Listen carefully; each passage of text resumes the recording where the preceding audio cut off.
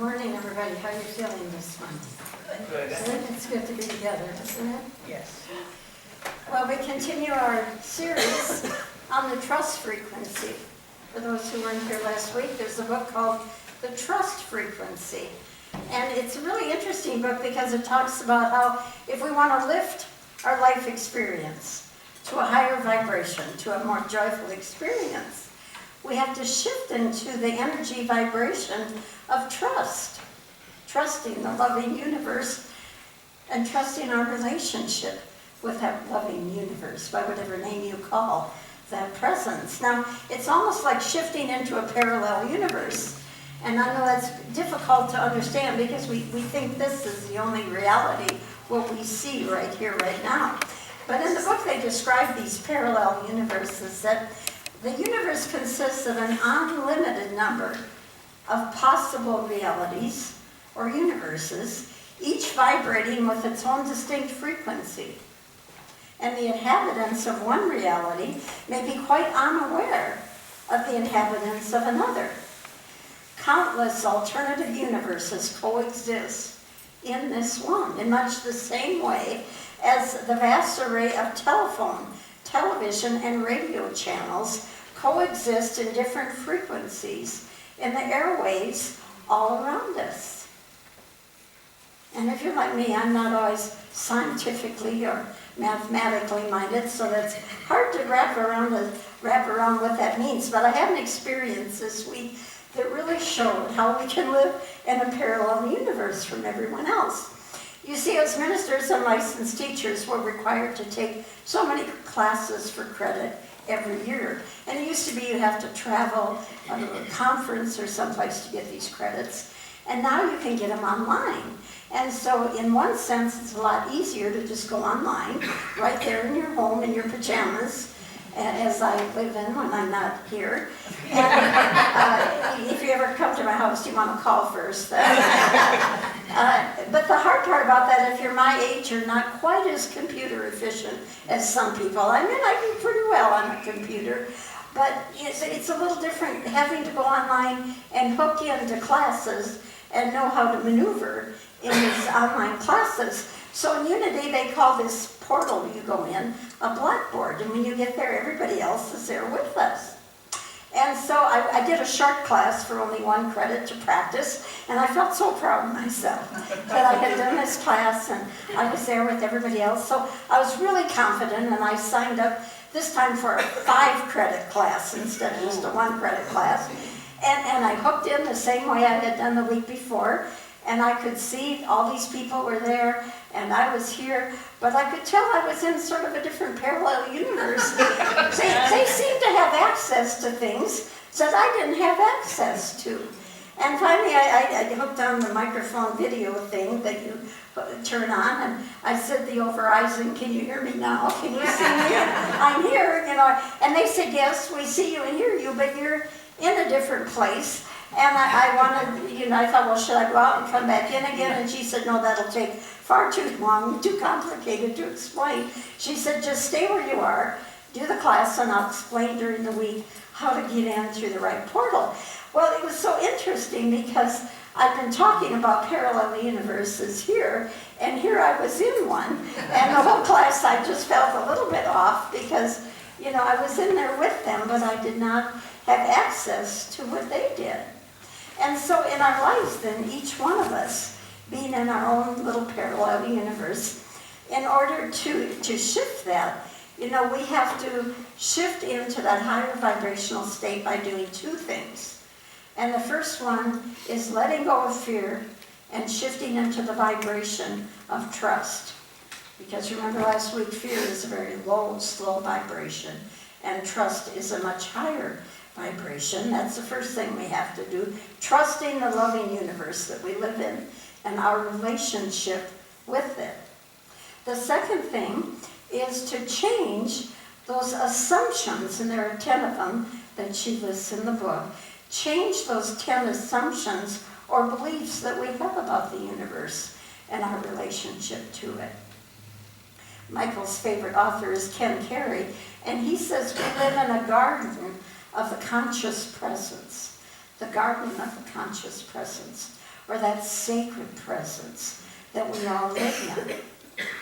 Even the Song of Solomon, in the book, The Song of Solomon, he calls it, you are an enclosed garden, my sister.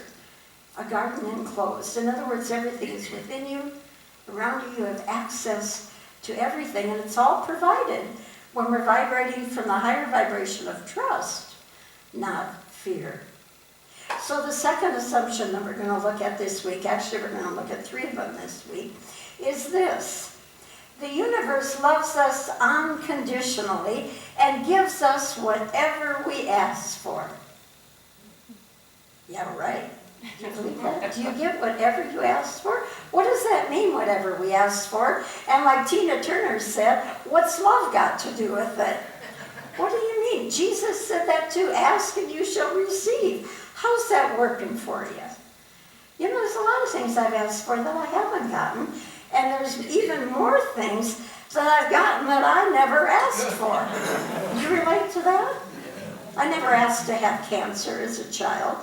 I never asked for my first baby to die. I never asked for 2 failed marriages. I never asked for all the health challenges I've had in my life. Did you ask for any of that? Who in their right mind would ask for any? And yet it says you get whatever you ask for. What does that mean? Well, it's complicated. It's complicated because it's how we ask. We don't even know we're asking. So there's power in knowing how we ask. And I always say much of our asking was before we even came into this earth plane. Before we were born. We said, okay, I need this life experience. So I'm going to ask for that as I go into this birth canal. So a lot of it we've chosen or asked before we even came here. And some of it our higher self, which is still us. It's just the higher part knows what we need more than this lower self. And so our higher self will ask for something for our soul growth. And then there are so many other ways that we ask. Not all asking is verbal. You know, that my favorite song, Our Thoughts Are Prayers. Oops. You know, oh my God, that should either comfort you or scare you. Our thoughts are prayers. How do we ask? In Unity we say life is consciousness. And what that means is that we're responsible, not guilty, but responsible for our own experience. So, it's time to quit blaming parents. Anybody here like to blame your parents? My favorite book, of course, series is Harry Potter. And the author, J.K. Rowling, said it best at Harvard at a commencement address. She said, there's an expiration date on blaming your parents for your troubles. It's time for each of us to take responsibility for what unfolds in our life. Oh, darn. Anybody here grow up with just depression parents? I had depression parents. And don't you develop a whole belief system, a whole lifestyle when you grow up with depression parents? You know, I never leave a room without switching out the lights, all that kind of thing, you know. But, you know, I wish I could continue to blame them, but I'm old enough that I know enough time has passed that I have to start taking some responsibility for that. So the third assumption in the book is that we create our reality by the power of our consciousness. And consciousness, the authors have described it, as a primordial energy behind all creation. We are cosmic thought forms made manifest. We are roving sensory organs of the divine. Did you know you were a roving sensory organ? I didn't know that until I read the book. I don't even know what a roving sensory organ is, but it sounds kind of kinky. I don't know. Anyway, so we ask through the natural laws of the universe. That's what we'd say in Unity. That's how we ask, through these natural laws, and the universe gives us whatever we believe to be true. Ooh. So we ask through our beliefs, through our assumptions. For instance, if you have a belief, say I believed I wasn't worthy.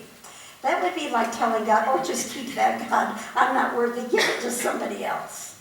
When we have a belief that we're not worthy, We're saying to God, we're asking by saying, oh, give it to somebody else. I'm not worthy. And the universe is neutral. It doesn't judge us for what we ask for. It doesn't judge how we ask. It will simply accommodate whatever we believe to be true. It's like a parent telling their teenager, you want that, I'll give you that. Yeah. That's what the universe does. You want to feel unworthy, I'll give you an experience of unworthiness. And we ask through our feelings, like me going online, not feeling quite capable. The universe says, okay, you want that, Anne Marie? I'll give you an experience of your inadequacy with computers. And yet the universe is love, so it got me through it anyway. I was very easily able to stay with everyone through the class, even though I was in this other parallel universe. We ask in so many ways we're not even aware of. My nightmare, my constant nightmare I've had all my life is from the Ed Sullivan Show. Do you remember the Ed Sullivan Show? When the guy would get up with the plates, and there would be rows and rows of plates, and he would run from one plate to another and keep all the plates going and have to make sure none of the plates fell. Oh God, my life feels like that some days. Keeping everything going, making sure none of those plates fall. And so when we have that feeling in us, according to the books, those plates are all the assumptions we have that are creating our universe. And in the book they call them the 7 A's, meaning each one starts with the letter A. So here they are, and I'll be talking about each of them so you don't have to memorize them. Here are the 7 plates that we keep going. Our awareness, what we're aware of. Our assumptions, what we believe. Our attitudes, what our attitude is. Our attention, what we're focused on. What we align with, our alignment, what are you in alignment with? Our actions and our allowing, what we allow. So those are the 7 plates, the 7 A's that we ask the universe for. Now let's translate them into unity principles. And they all fall under a different unity principle. The first one is the law of cause and effect. That's one of our big teachings in unity. Everything in our life is a result of the law of cause and effect. So you could put our attitudes, our attention, our alignments, all fall under that. How do you feel when you're around somebody with real negative, toxic energy? Ooh, it doesn't feel good, does it? And when you're in that yourself, you are a magnet for lower energy experiences. That's why we have to keep our energy up. That's why we come together every Sunday. We don't want to be a magnet for those lower energy experiences that come about through our attitudes. That's why I married Michael. He's got a really good attitude on life. Although, you know, my dad wanted me to marry an archaeologist. You know that? He said, Anne Marie, you got to marry an archaeologist. That way the older you get, the more interest he'll have in it. I don't know, I think I did the right thing. I think I did the right thing. Although the older I get, I'm beginning to wonder. We ask in so many ways. Through the law of attraction, we attract what we focus our attention on all of the time. That's why I quit watching the news. Why do I want to focus on that? And attract that lower energy vibration. We attract what we're in alignment with. My belief system is constantly playing out for me, either for my good or not my good. And so the catch-22 of that is worrying is like asking for trouble. So not only am I worrying, but now I'm worrying about the fact that I'm worrying because it's going to be asking for trouble. Do you see the catch-22 in that? Shifting the vibration into trust takes us above all that. There's hope. There's hope in juggling all these plates. Course in Miracles, lesson 165. Let not my mind deny the thought of God. So when I'm worrying, what I'm really doing is denying the sacred presence in that situation. I think I'm doing this all alone when I worry. I'm denying the sacredness. And so that one thought of God helps me shift back up into trust. When I say God, I'm not talking about a man in the sky, but that garden of conscious presence, that garden of the sacred that we live, move, and have our being in. And another word we use in unity is divine order. There's order in the universe. We are not victims of a random, uncaring universe. So we trust when those opportunities, don't you love when people tell you that? Oh, this is an opportunity for soul growth. Well, I don't like that either, but it's true. Everything that comes to us is an opportunity to master soul growth or a challenge to grow spiritually. And I don't like it either. I have stretched so much. I have stretch marks. It's like I don't want to stretch anymore. But life gives me those opportunities to stretch. And we live in a free will planet. A free will planet. That means I am free to think healthy or toxic thoughts. And the universe is glad to accommodate either one. I'm free to feel poor or abundant. And the universe will accommodate whichever way I'm at. I'm free to believe expanded thoughts about myself or limited thoughts about myself. I'm free to create chaos or harmony. And the universe is more than happy. Ann Marie, that's I'll give you what you're asking for, whichever way I choose. Another law we work under is the law of forgiveness. Unconditional love is the creative power of the universe. So any loveless thought blocks that power in what we choose to manifest. So we can act from conscious choice of a thought of love rather than unforgiveness, or we can react from our emotional triggers. The law of giving and receiving, we can ask through that. What I give out comes back to me tenfold. Whether I get out a little or give out a lot, it comes back to me. There is scarcity in the fear frequency. There is abundance in the trust frequency. Many of you know Esther Hicks, who channels Abraham. She said you don't have to have money to attract money, but you can't feel poor and attract money. The key is you have to find ways of improving the way you feel and think and believe. Oh, there goes those plates again. Keeping all those plates going. And then finally we ask through allowing. What do you allow in your life? Toxic energy, toxic people. I wasn't always aware that I was allowing that toxic energy. You could say no to it. But then the paradox, I love the word paradox, two opposites, both of them true. The opposite paradox is there's a higher kind of allowing, and that is allowing what is and trusting the unknown and trusting the universe to do its part. It's that dance between metaphysics and mysticism. You have to know when to hold them and know when to fold them. Know when to say no to it and know when to accept it. The authors say, rather than trying to manipulate the universe to fulfill our desires, and that's what us metaphysicians love to do. Oh, I'm a powerful metaphysician, I can make this happen. We seek instead to discover what the universe wants for us. And then we listen to our inner guidance, align with what we hear, and allow the universe to do its parts. Notice all the A words in that. Align with what we hear and allow the universe to do its part. Trusting whatever is an opportunity for soul growth.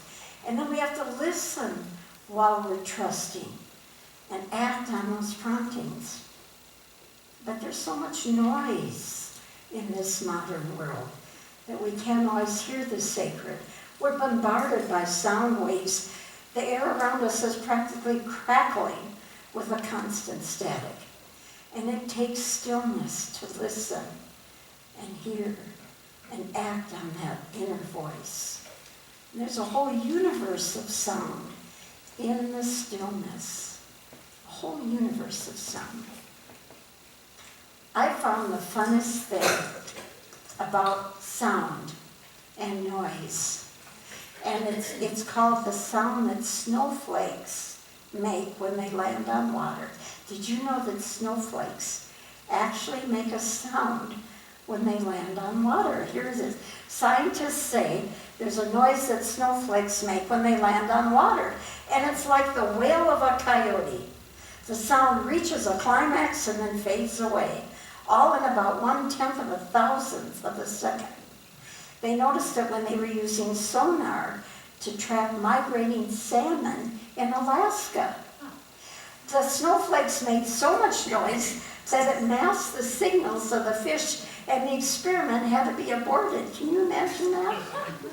The flakes float on water, and there's a little sound below, but as soon as it starts to melt, as soon as those snowflakes start to melt, water is sucked up by a capillary action, and the air bubbles are released from the snowflake or trapped under the rising water, and each of these bubbles vibrates as it struggles to reach equilibrium with its surroundings and sends out sound waves, a cry so small and so high that it's undetectable by human ear, but it was detectable by the instruments they used. Isn't that fascinating? I'm a Gemini, so I think this trivia stuff is great. What you do with that? Absolutely nothing. It's fun to collect this. But my point about it is our listening. There's so much to hear, and we have to be still to hear that while we're trusting. If a snowflake can be heard, so can the voice of the divine within us. So let's recap. We ask. The universe gives us what we ask for, but we have to know how we're asking and what we're asking for. And that's where we go to the 7 A's. And then we have to be clear what assumptions we're holding, because the universe will give back to us whatever we believe to be true. And then we listen to that sacred presence and act on those promptings.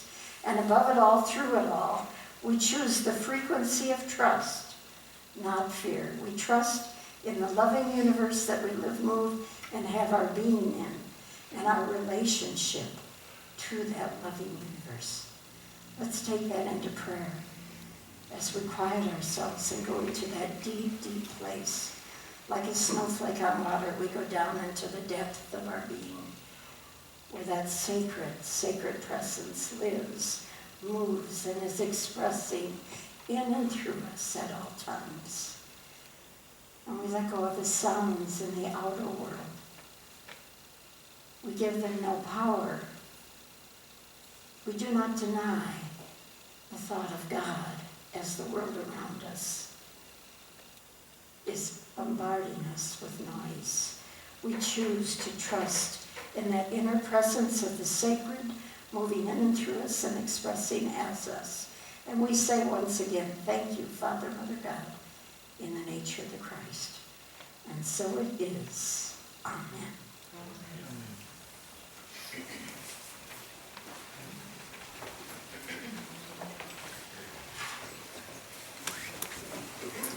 Let's continue this morning's celebration.